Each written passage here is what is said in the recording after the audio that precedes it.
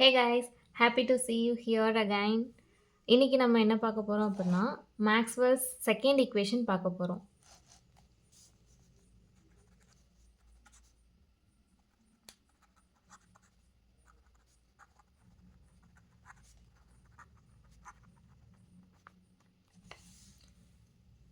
Maxwell second equation எங்கேருந்து எடுத்திருக்காங்க அப்படின்னா காஸ் லா இன் மேக்னெட்டோஸ்டாட்டிக்ஸ்.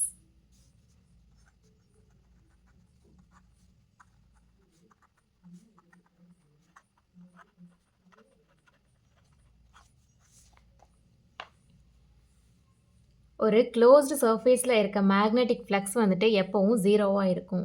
பிகாஸ் ஒரு க்ளோஸ்டு சர்ஃபேஸில் மேக்னெட்டிக் ஃபீல்ட் லைன்ஸ் வந்து எங்கேயோ ஒரு இடத்துல ஸ்டார்ட் ஆகி அது எங்கேயோ முடியும். அப்போது வந்துட்டு எங்கே எண்ட் ஆகும்னு தெரியாது. So magnetic flux is zero.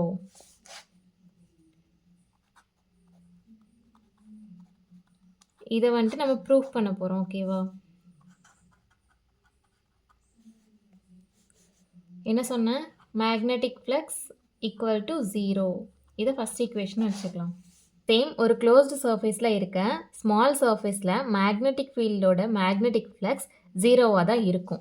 நம்ம அதை எப்படி எழுதுகிறோம் அப்படின்னா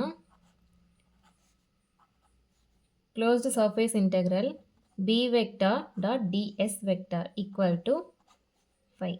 இதை செகண்ட் ஈக்குவேஷன் வச்சுக்கலாம்.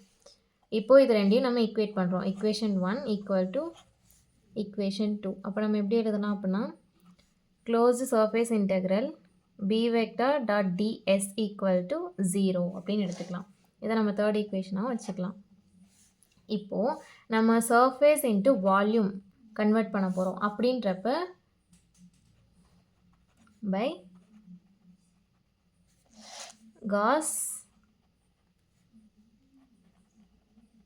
டைவர்ஜன்ஸ் தியரம் யூஸ் பண்ணி கன்வெர்ட் பண்ண போகிறோம். அப்போ நம்ம எப்படி எழுதுவோம்? Closed integral closed volume integral nabla vector போடுவோமா? நெபுலா வெக்டார் டாட் இங்கே பி வெக்டார் இருக்குது. அப்போது பி வெக்டார் டிவி இங்கே டிஎஸ் இருக்குது, நம்ம வால்யூமுக்கு மாற்றுறதுனால டிவி ஈக்குவல் டு 0. இப்போது இந்த இன்டெக்ரல் இந்த டிவி கேன்சல் ஆகிட்டு nabla vector dot B vector equal to 0. So இதுதான் Maxwell's second equation. Thank you guys.